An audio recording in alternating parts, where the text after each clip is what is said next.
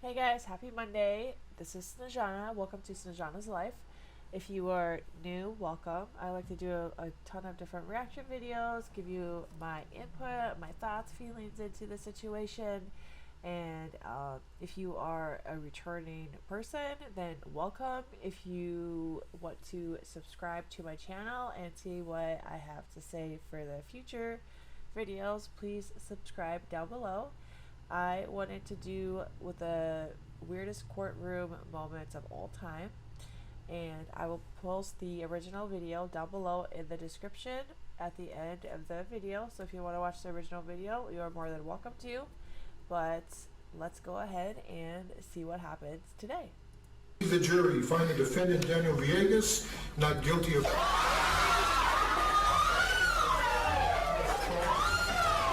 cold-blooded murder. Cold-blooded murder, young man. You are dangerous. Why is he smiling? You are unpredictable. Mr. Rhodes, you're smiling. I don't know why you're smiling. Because I can. It's not a crime to smile. I would suggest you do what helps you, not what hurts you. Okay. That's Do what I all. want to do. I don't know if y'all got some type of sexual relationship going on. Are you some type of racist? Which one is it? Or are you just wrong in everything that you've made a Huh? motion for? Are you a Well, secret it's like, Ku Klux stop. Klan member? Oh god. This is Susan Mellon. She received a life sentence in prison without the possibility of parole due to false testimony. Susan was 42 years old when she was arrested in Los Angeles, California, while taking her daughter to McDonald's for a Happy Meal. Little did she know that it would be the last time she would see her child for 7 years, as she was accused and charged with the murder of her ex-boyfriend. You are under arrest now for murder. Mellon's conviction rested entirely on the testimony of an informant who alleged that Mellon had confessed to the murder. She spent a grueling 17 years behind bars until it was revealed that the informant was a habitual liar and an unreliable witness. Oh hell no. Took 17 years for this poor lady to realize that she was not lying. You guys, how ridiculous is this? Why did it take 17 years for someone to figure out that this little bitch of a person who told on her for lying, why did it take 17 years to figure out that this woman over here is a habitual liar? Why? Why did the police not do the work and be like, okay, is this person who was testifying against this lady who supposedly killed her ex-boyfriend, is this a reliable source? Has she had enemies? Has she screwed anyone over in the past? Like, mind blown, you guys. I have not watched this video yet, just to let you know. So, I like to get my purest form of reaction. This is definitely my purest form of reaction. Like, what the flying hell is happening, right? That is not okay. The justice system needs to do better. They need to do better on their work, because their detective work, because that is not okay. 17 years for a lady she spent behind bars. I hope to God she sues the court system. She sues that dumbass lady who lied about her. Like, her reputation was ruined. You know, now she has to pick up the pieces from where she started. She took her little daughter to McDonald's, you guys, to McDonald's, and she got arrested there. All because of some stupid bitch saying, oh yeah, she definitely killed her boyfriend. She confessed it to me. Why would the detectives and the police officers not do their extensive research and be like, okay, obviously this lady, you know, is a little cuckoo, like she likes to lie too on top of that. Like, why? Holy crap, you guys, that is not okay. I have not heard of the story, so this is sad. We need to do better as American people, you guys. Like, we just need to do better as people in general. Not even American. Just, we need to be better people in general, right? Wow, 17 years, you guys. Finally, after all this time, Mellon's case has been overturned, bringing a sense of justice to her long-awaited vindication. The judgment is vacated, the conviction is overturned, and as to Ms. Mellon, the case is dismissed. From going through moments of tears to experiencing overwhelming joy when Mellon was released, she took her daughter to McDonald's to finally enjoy the long-awaited Happy Meal together. As a form of compensation, the state of California granted Mellon $597,000, and it has been reported. Nope. I would have been like, hell no. You guys threw me in jail. Obviously did not do your research.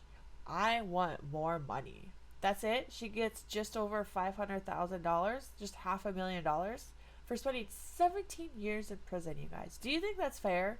I'm curious. I am truly curious. Would you be okay with just $500,000 if your life was put in prison for 17 years, dealing with who knows what people have to deal with behind bars? That's not pretty. That's for sure. It's not pretty. It's not pleasant, right? You gotta deal with people all the time there. There's murderers. There's, you know, just all sorts of different people there. We'll just say that at the least. That's it. That's all she gets. God, I hope she gets more money in the future. Or maybe she's just like, you know what? I just want this to be done and over with. I want to move on with my life. I'll take the money. Sure, why not? I just want to spend the last 17 years and try to recoup what I can get, right? Maybe. But she deserves more than that. That's a slap in her face, you guys. Reported that the Los Angeles City Council agreed to pay an additional $12 million to Susan Mellon. Thank you. The homeless problem is getting worse. It's not getting better. Crime is getting worse. Okay, good. Like I said, I have not watched this yet, you guys, so mind you, like, I am learning along as you guys are learning along if this is the first time you guys are watching this video as well. So, good. I'm glad that she got an extra $12 million. She deserves every penny of that. I really am curious to see what happened to that habitual liar. Did she get thrown in prison? I hope so, because she should also get thrown in prison for 17 years so she knows what that poor lady went through, because that is not okay. Shame on her. This is Michael Swanson, who, at the age of 17, embarked on a violent rampage, taking the lives of 2 gas station attendants in Iowa within the span of just 1 hour. Where did you shoot? On the body? Yeah. And in the face? In the face? Okay. Why the face? I was just gonna shoot to injure her. Why would I shoot her at all? Swanson, wearing a ski mask and armed with a handgun, entered a gas station in Algona, Iowa. There, he demanded money and cigarettes from Vicki Bowman Hall, a 47-year-old attendant. Despite complying with his demands, Swanson callously shot and killed her. Just an hour later, in Humboldt, Iowa, Swanson committed a similar crime at another gas station, ending the life of Sheila Myers. Authorities apprehended Swanson approximately 60 miles away from the second shooting after identifying his vehicle.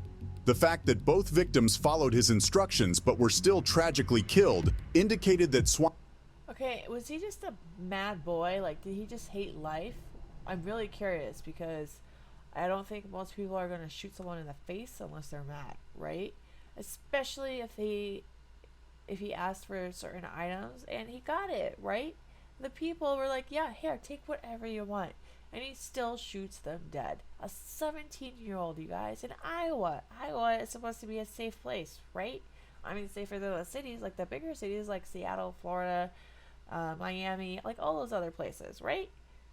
This dude just walks up to a gas station and just shoots them dead. Like, just cold-heartedly. Like, people amaze me. Swanson's primary intention was to commit murder. How did it feel when you pulled the trigger? I mean, some people say that, you know, it feels powerful or that it's kind of a rush, or what did you feel when you pulled the trigger? I felt powerful. Swanson faced charges of 2 counts of first-degree murder and 2 counts of burglary. When it came to determining Swanson's motives, the answers primarily came from Swanson himself during the investigation and subsequent legal proceedings. I then intentionally, deliberately, and with premeditation shot the clerk, causing her to die. I did this with a specific intent to kill her. As one of the victim's daughters delivers her victim impact statement, Swanson remains seated, displaying a complete absence of emotion. Yeah, he does How not could you give do a what fuck. you did to my mom and my family? I want to know if you're even sorry. Are you sorry for what you did? No, he's not. My mom was not only completely 100% innocent, but she was also a defenseless woman when you came in with that gun. You said you did it for cigarettes and money and so no one could identify you, but I think that's a lie. You did it, as you later said on, that it was so you could feel powerful. During Swanson's sentencing, a disturbing display occurred as he smiled and laughed, showing a complete lack of remorse or empathy for his actions. Cold-blooded murder. How is that funny? Cold-blooded murder, young man. You are dangerous. Why is he laughing? You are unpredictable. Prison. Throw away the key. For the rest of your life. Swanson received 2 life sentences for his crimes. However, 4 years into his sentence, he committed a gruesome act by slitting the throat of another inmate. You guys. This is Jeremy Christian, a person who was proven guilty of killing 2 individuals in Portland, Oregon. Christian was on a crowded train when he unexpectedly started expressing racist views directed at 2 young women. Bystanders can be seen intervening in an effort to halt Christian's behavior. Sadly, the situation became more intense, leading to Christian fatally stabbing 2 individuals and inflicting severe injuries on a 3rd person. There is visual evidence of Christian fleeing from the location where the crime took place. Concerned passengers on the train pursued him, and law enforcement managed to apprehend him approximately 1 mile away. Christian can be seen in the back of a police car during the arrest. I'm happy as a mother. Hopefully this mother dies. Following the legal proceedings, Christian was ultimately convicted of 2 charges of murder and 1 charge of attempted murder. During the sentencing phase, a victim who was directly affected by the crimes delivered a statement expressing the impact of the incident on their life. It was during this moment that Christian had an emotional outburst, interrupting the proceedings. To Mr. Jeremy Christian, your mom should have swallowed you. You are a waste of breath. And when you die and go to hell, I hope you rot. See you there. You ain't gonna be mayor either. You ain't gonna be mayor either.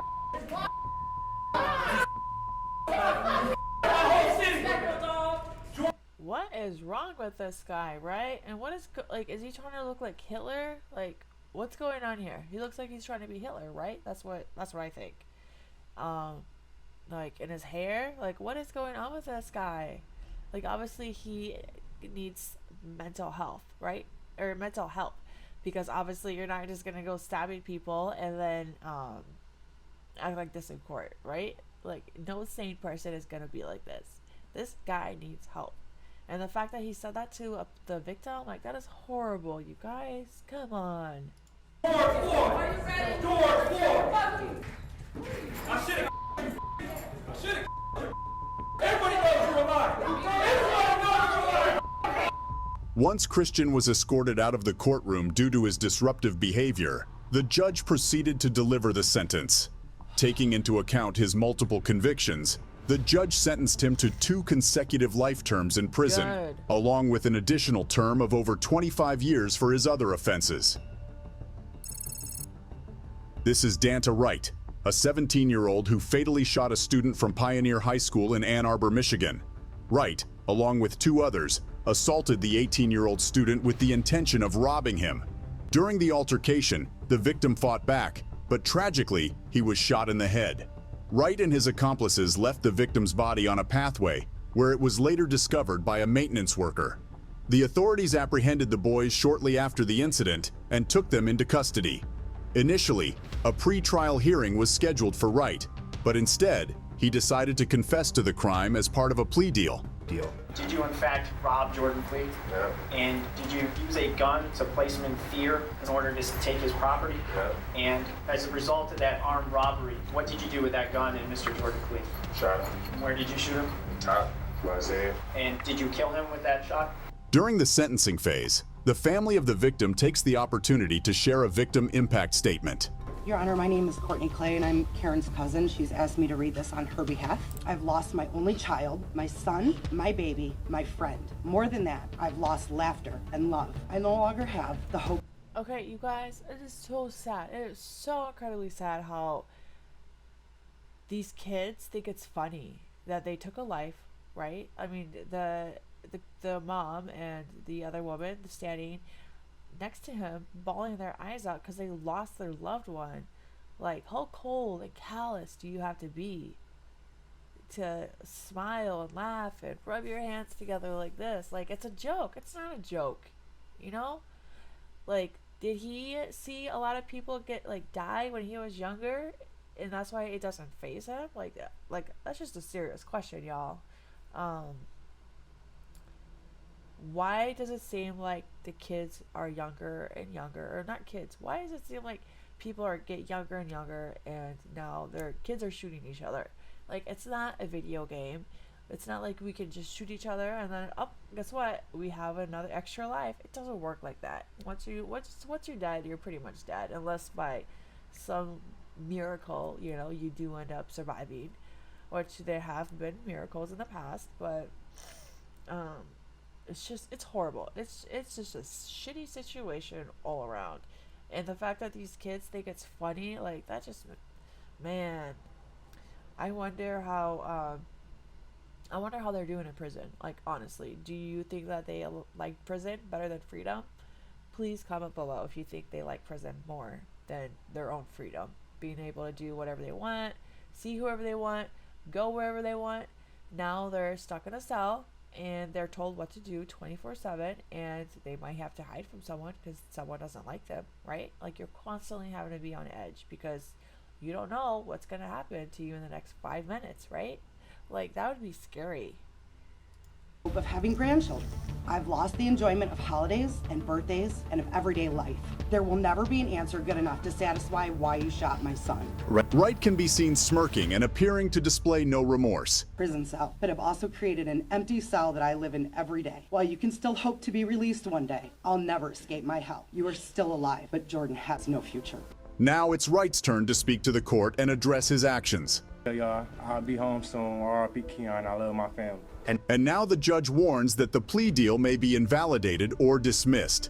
Watching you sit there and smile and laugh and shake your head like this was no big deal, I'm very tempted to just say, I'm not going to accept this sentence agreement. We'll go to trial, and if you're convicted of felony murder, you'll go to prison for the rest of your life. That means you'll die there. That's what I'm tempted to do. After a recess that lasted for an hour, the judge and prosecution ultimately agreed to accept the plea deal. As it stands, he is now facing a prison sentence ranging from 25 to 52 years. Okay. This is why her dentures didn't fit perfectly. Looks like my denture, but it's got this. Okay. I mean, that makes me feel better. This is Nico Jenkins, who was found guilty of committing 4 murders during a 10-day killing spree in Omaha, Nebraska. At the age of 15, Jenkins was sent to a youth correctional facility where he served a 10-year prison sentence for carjacking and assault. However, only a month after his release, Jenkins robbed and fatally shot 2 individuals. 8 days later, he targeted and killed a former inmate whom he had previously met in prison, shooting him in his own garage. 2 days after that, Jenkins claimed his 4th victim during a carjacking incident.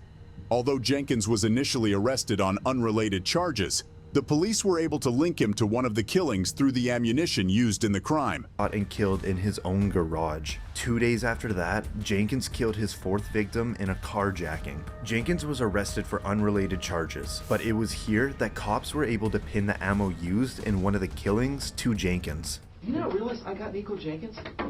Do you not realize that? I got Nico Jenkins. I got you. What do you mean you got me? I got your DNA at the murder scene. I got your DNA in the car. Sir. I got the weapon. I got Nico Jenkins. Jenkins entered a plea of no contest to 4 charges of first-degree murder. In addition, he voluntarily gave up his right to a jury trial, which means that a panel of 3 judges will determine whether he is innocent or guilty. Each one of these murders was a deliberate and planned act. The victims were pre-selected and the murders were purposeful. After Jenkins is convicted of all 4 murders, he remains seated without much movement, awaiting the pronouncement of his sentence.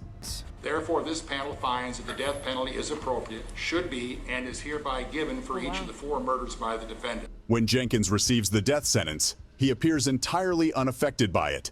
He is currently held in the Nebraska State Penitentiary, awaiting the execution of his sentence. Wow. Okay. This is Tanner Jacobson, and standing beside him is Cody Howard, both located in Chehalis, Washington. They are both wearing prisoner uniforms, and their hands are restrained with handcuffs as they appear on the 3rd floor of the Lewis County Courthouse.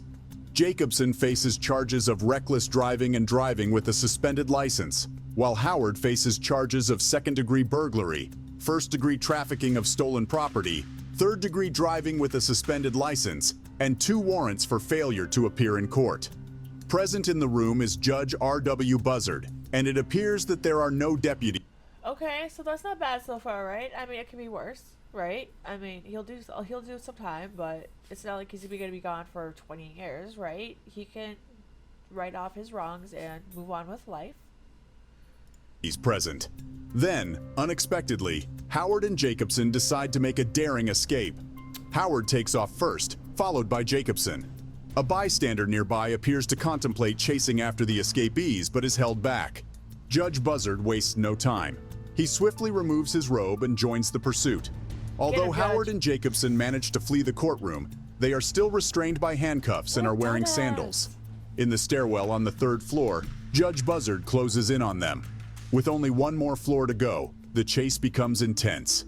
Jacobson quickly assesses his surroundings, exits through a door, and disappears. However, Howard faces a tougher challenge. Judge Buzzard catches up to him and apprehends him. Jacobson is later apprehended a couple of blocks away. I only get like 4 blocks and then I stop. Like I just stopped on my own. I'm like, what? Why would you do that, bro? Like, oh my god. Do you really think you have a chance if you are literally handcuffed? You are restrained, right? You are wearing the uniform of a prisoner. No one is going to be like, oh, hey, I see that you're in handcuffs and you're in a prisoner outfit. Like, do you want me to, like, pick you up and give you a ride somewhere? Hell no. No one's going to do that. They're going to be like, well, that person is obviously in trouble. What the fuck did they do, right? Like, I'm not going to give this guy a ride. I don't know if he's a murderer or, you know, if he's done other stuff to women or men before. Like, I don't know. Like, fuck that. I'm out of here. Like, why would you think that running away is going to solve your issues? It's not, especially if you're restrained. You're going to get more time, dude. Like, now you just screwed yourself over. Like, why would they do this, you guys? I don't understand.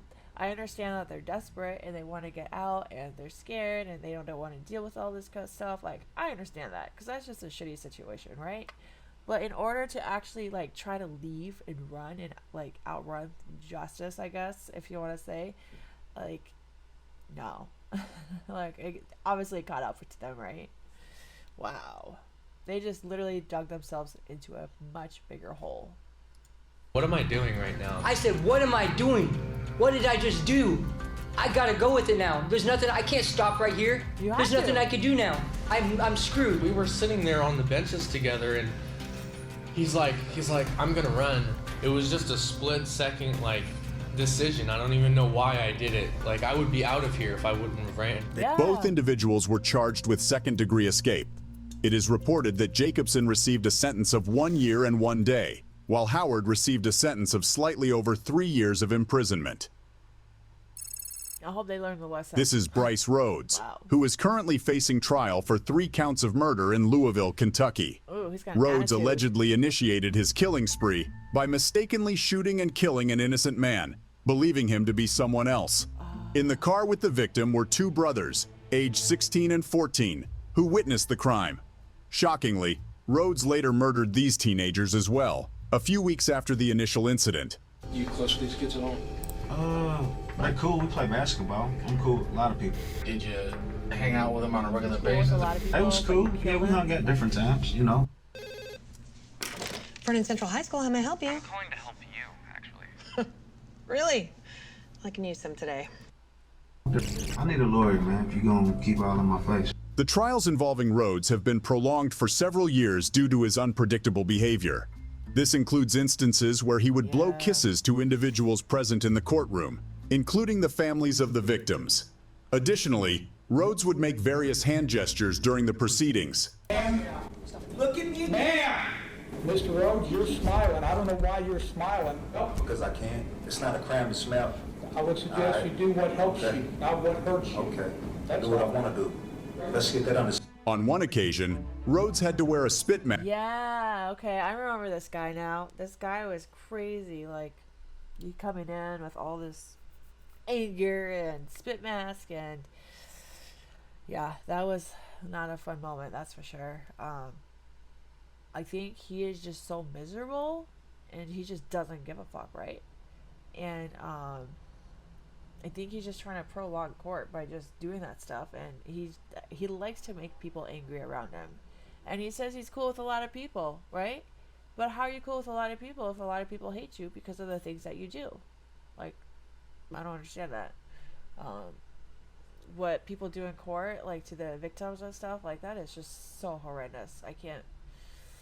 It breaks my heart every time I see that kind of stuff. It really does, because I cannot imagine the hurt and how angry the victims are in this situation. Like, I can't. And then you have some dumbass over here thinking it's some fun and games, and they just don't care.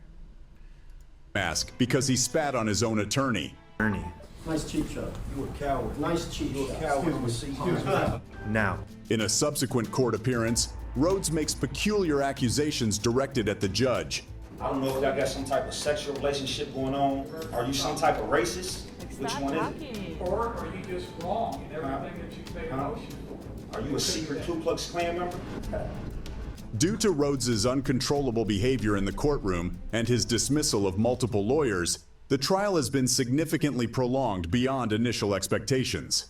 As the trial continues, it is evident that Rhodes will not be released back into society anytime soon. Yeah, I hope not. This is Austin Myers and Timothy Mosley, who were both found guilty of the murder of 18-year-old Justin in Waynesville, Ohio. Myers and Mosley targeted Back's residence with the intention of robbing a safe owned by Back's father. Tragically, during the course of the robbery, Back was choked to death using a wire. The idea of strangling them, that way it would create no mess, pretty much be an easier job to handle. Obviously, Justin was trying to put up a fight, and he wasn't overpowering us. Justin Back was then brutally stabbed 21 times until he succumbed to his injuries and passed away. Trying to ask us why. He was clean. I mean, obviously it was a mess, right? Like, he said that crazy dude was like, we were trying to choke him because it would be less of a mess. But he obviously put up a fight, and now they got to deal with a shitload of blood, right? Like, how is it that these guys could just explain their murders like it would, just like I could explain what I had for dinner last night? Stop and pretty much begging for his life. During the trial, Mosley testified against Myers in order to secure a plea bargain. Mosley pleaded guilty and received a life sentence in prison. As for Myers, he had his turn on the witness stand, appealing to the jury to spare his life for the sake of his family, with the hope of avoiding a death sentence. It's for me to die. It's only going to cause more pain and suffering for another family, not me. It won't hurt me. I won't feel anything. It's going to hurt more innocent people. Now, we have Justin Back's father here to speak. I'm not going to stand up here and tell you how much I hate you. That is without question. I would just hope that every time you close your eyes at night, you see my son, Justin. Following the jury's recommendation for the death sentence, this is Myers' final opportunity to make a plea for his life in front of the judge. I think there's a lot of good things I can do with my life if you allow me to keep my life. However, the judge remains unconvinced and proceeds to deliver the maximum. Okay, if you're gonna beg for your life, why would you do it so monotone, right? Like, if you just killed someone, like brutally just murder them, slaughter them, and then you're trying to save your own life, why not have some passion behind it, right? If you believe that your life is worth saving, wouldn't you want to act like your life is worth saving? Not just standing there and be like, hey, I think you should, spare my life, and it's not gonna hurt me, because I'm not gonna feel a thing, but it's gonna hurt all the other innocent people. Like, what is that? Like, no, don't do it like that. Jeez, dude, like, do you think that you could have spared the other guy that you brutally killed? Just saying. Sentence. The defendant does not understand how precious life is. Therefore, the sentence of death shall be imposed upon Austin Gregory Myers on the charge of aggravated murder. With only a slight nod as a reaction, Myers, who was just 19 years old at the time, became the youngest person in Ohio to be sentenced to death row. Currently, he awaits his execution at the Chillicothe Correctional Institution. There were so many lives destroyed by this, and it was just for nothing. I mean, there was no money in the safe. There was nothing in there. They did the... For no This money. is Antonio Barbo, who, along with his best friend Nathan Pop, committed a heinous crime by brutally murdering his own great-grandmother during an attempted robbery in Sheboygan County, Wisconsin. We got in, and then I looked to Nate, he nodded, and then I took the first swing. Okay, and when you say that you took the first swing is with the hand axe? The boys, who were both just 13 years old at the time, had planned to surprise his great-grandmother and steal from her. His great-grandma. However, when they arrived at the house, she noticed them and invited them in. Tragically, she was then subjected to a brutal attack using a hatchet and a hammer, enduring at least 27 strikes until her life was taken. Started heading into the living room, falling. And as she was falling, did you strike her again? I hit one more time as she was falling. At any point, did you not have the hand axe during this incident? Right after that. Oh my god, you guys. So young. 13? Like, I'm speechless. In the way that they're describing the incident, like, once again, like, they're just so cold about it. Calloused, right? The poor great-grandmother. Oh my god, you guys. I wonder what was going through her head, like, as her own family literally backstabbed her and just totally just demolished her. That poor grandma, man. I hope these guys get what's coming for them, because that is not okay. I wonder what their parents think. If they have parents, you know, sometimes they can be orphans. I don't know. I've never heard of the story before. Or even the grandma, not great grandma, but the grandma. Like, geez, you guys, this is just getting worse and worse. They're getting younger and younger. Nate took it and he used it, the blade side of it. You said that he took off the sweater. By that, do you mean the sweater that you had given him? Yes. Why did he do that? I think because it was getting in the way. Meet your next pillow. Why do we make our pillow in the shape of a cube? I'll tell you. Getting in the way of what? Him swinging. Following the horrendous act, they proceeded to steal $155 in cash, along with some jewelry.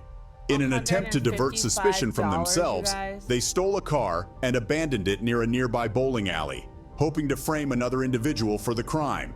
However, a few days later, both boys were apprehended and taken into custody. Now, in the courtroom, Barbeau is called to the witness stand to provide testimony. We were gonna try to scare her to get money and then use force if needed. And when you say use force... They killed a life of their family member, their great-grandmother, by the way, for $155, you guys. $155. Not even $200 worth. Less than that. Seriously? Like, what was going through their head, you guys? Like, okay, I understand. Yep, they're teenagers. You know, sometimes the teenagers can't think of, like, well, what's going to happen in the next 5 years if I do this? If I do this bad, horrendous crime right now, what is going to happen to me in the next 5 to 10 years? Do they honestly think that they were going to get away with it? Like, oh my God. Like, whoa. Force if needed. Was there a discussion about what type of force you might use? An attack, I guess to kill. Barbeau entered a plea of no contest to the charge of first-degree intentional homicide as part of a plea agreement. Consequently, he received a life sentence in prison, with the possibility of parole after 36 years, at which point he would be 50 years old. In his closing statement, Barbeau's lawyer had to conclude his remarks on his behalf. I know I don't show my emotions much.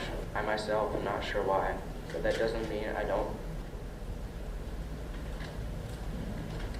I took away someone's mother, grandma, sister, friend, when I had no right to do so.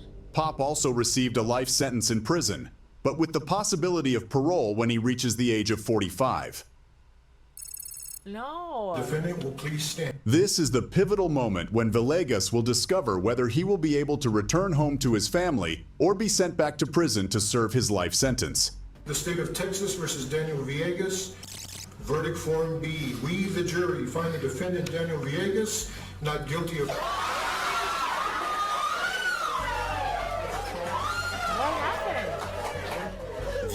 Villegas is now released from prison and is a free man. You are no longer under any conditions. You are free to leave. Thank you. According to reports, Villegas has filed a lawsuit against the city of El Paso. This is Ryan Stone, a man. Excuse me, what happened? If anyone knows what happened to that story, will you please comment below, because they've explained everything else but that. That must have been some sort of edit mistake. So if anyone knows the story, please comment below and let me know, because when I see stuff like that makes me happy, because I hate seeing wrong people going to prison for the rest of their life, especially. And then voila, they get vindicated because of DNA, or a habitual liar comes forth, or whatever the case may be. But what the hell happened? So yeah, if you guys can, down below, please comment and let me know what happened.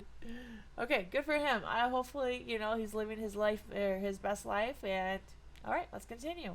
Man from Colorado who embarked on a crime spree that stretched across 5 counties and was captured live by a news station's helicopter.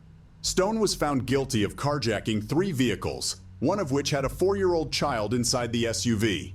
According to authorities, Stone accelerated and initiated a high-speed chase, with speeds surpassing 100 miles per hour, evading the pursuing police officers. If we go back a bit, you can catch a glimpse of Stone's vehicle colliding with a Colorado State Patrol trooper while the trooper was attempting to deploy stop sticks.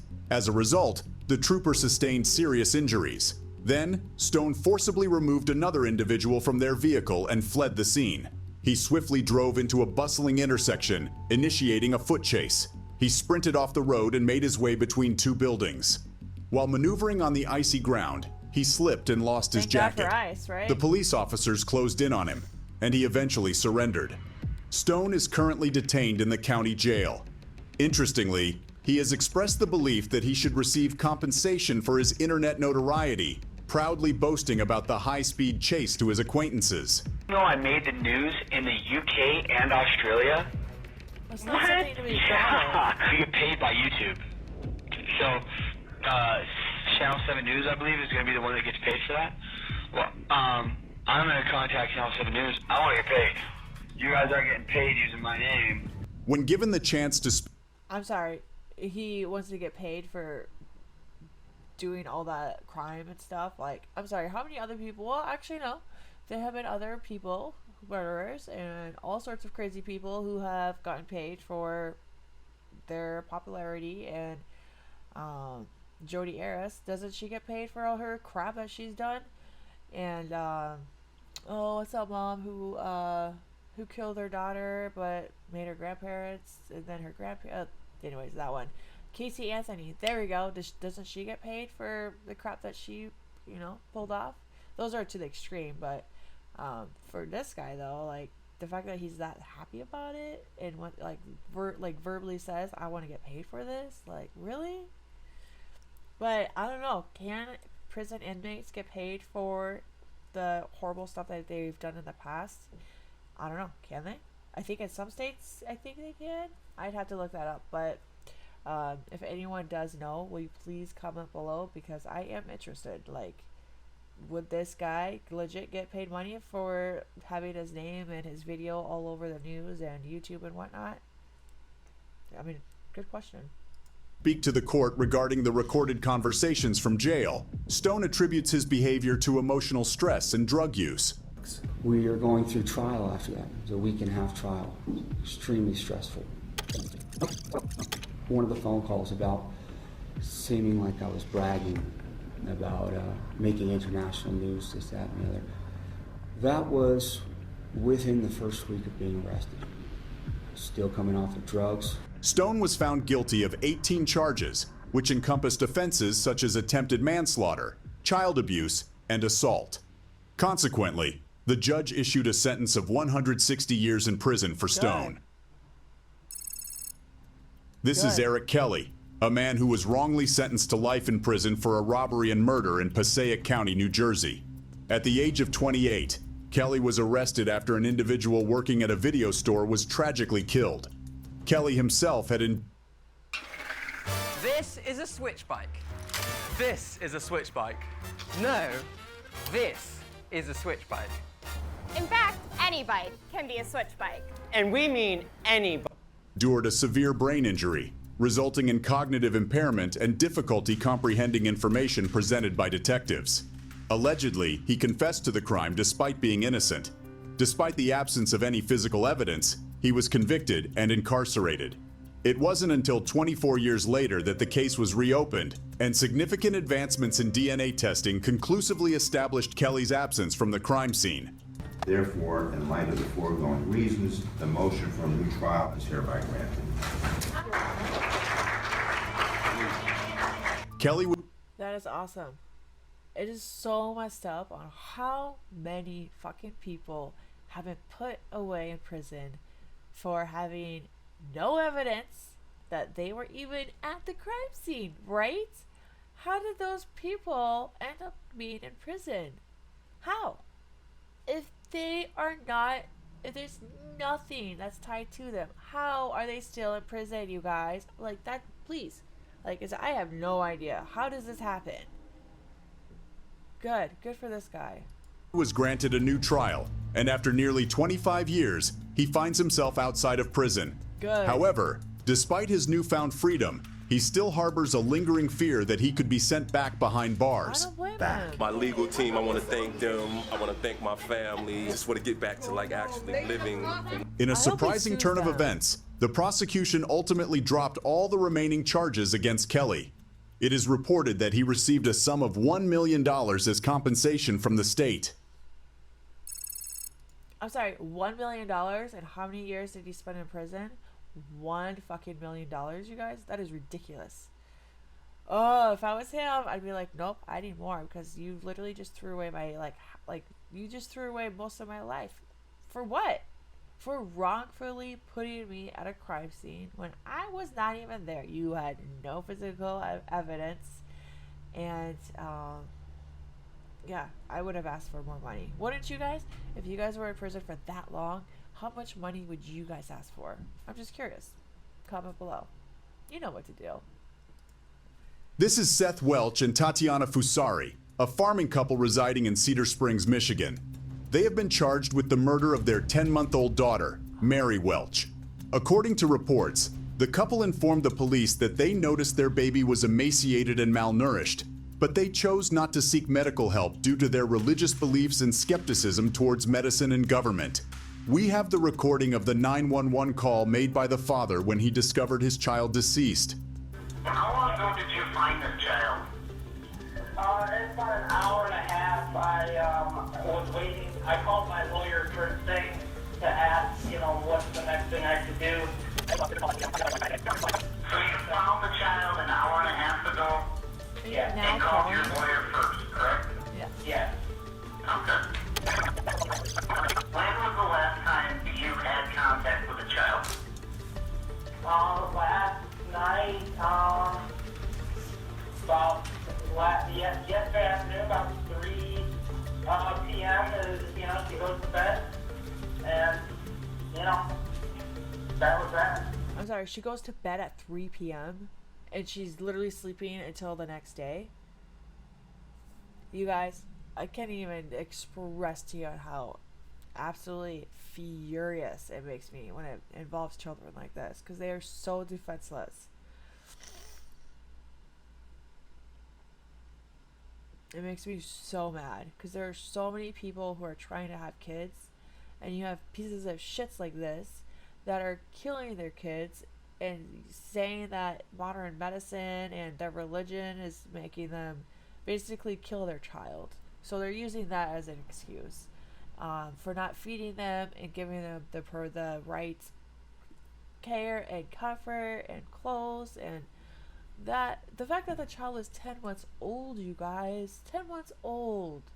A 10-month-old baby should be having fun. They should be learning, not always in fear of I don't even know if they can even process that kind of stuff yet. You know, they get hungry, right? They're gonna cry. They get scared, they're gonna cry. They're learning how to do facial reactions. Like, sometimes they're learning to walk at that time. They're kids, you guys. Oh, I can't even get on the topic. Like, that is just so disheartening and just so vile of those people. Like, I really hope that hell has a special place for parents that have done this to their children. I really do, because that is not okay. Children are a gift. They are our literal future. If you guys agree with me, please hit that like button, because man, that topic is just so like, I'm speechless. I hate watching this stuff. It literally, like, it brings me to tears. I have to stop talking about this. Okay, so you put her to bed yesterday at 3 p.m.? Yeah, and then this morning at like 10. So you're saying it's normal for your children to sleep from around 3 p.m. till 10 a.m.? Yeah, usually about 9:30, yeah. And you said when you found her, she was already believed to be deceased, right? Yes. And that's when you consulted with a lawyer? Yep. Do you believe she was beyond help already? Oh yeah, she was dead at the door now. Shortly after, the autopsy results confirmed that the baby's cause of death was severe malnutrition and dehydration resulting from neglect by the adult caregivers. This revelation marked the moment when they fully grasped the fact that they would be imprisoned for the remainder of their lives. That you're both charged with what they call felony murder, while in the perpetration or attempted perpetration of child abuse in the first degree. They're alleging that you murdered. I'm sorry, why the fuck is that guy shaking his head like he's pissed off because he's receiving news that he doesn't want to hear? Like, he killed his fucking kid. He killed his 10-month-old daughter. And he's acting like they are in the wrong? Like, yeah, there needs to be a special place in hell for people like these two right here, because that is not okay. One Mary Welch. That is a charge called homicide felony murder. It is life without parole. Good. It requires a DNA sample to be taken upon arrest, which is often like a cotton swab or in the inside of your cheek. The second offense that you're both charged with is called child abuse in the first degree, where they're alleging you knowingly or intentionally caused serious physical harm to a child. They're talking about this Mary Welch. It is a felony, possible penalty of up to life imprisonment or any term of years less than life. Oh my god, you guys, that guy, it just, whoa. I wonder whose idea it was. Was it the guys or was it the girls to be like, oh, let's starve our 10-month-old child? Let's say it's because of modern medicine. And let's say it's a religious belief. What religious belief has you starving your kid to death? I'm just curious, because I'm aware of some of the religions, but I'm not aware of all of them, because there's so many, right? I'm just curious. What religion asks you to starve your kid? Right? Is it for a ritual? Is it for, I mean, there's so many possibilities out there. I just don't know them all. I'm just asking. But anyways, good on them for getting sent to prison for the rest of their lives, because they need to rot. That is not okay. But other than that, sorry I sound a little nasally right now. My allergies, right? Yay, changing of weathers from summer to fall. But hopefully you guys enjoyed this video. And if you like it, please give it a thumbs up. This is the first time I'm asking for a thumbs up if you like it. Hopefully you guys are still watching it now still, but I'm working on it. But if you guys have any comments, any concerns, please comment below. I will I will put the original video in the description below. And you guys have a great rest of your week, and I will see you next week. Thanks. Bye-bye.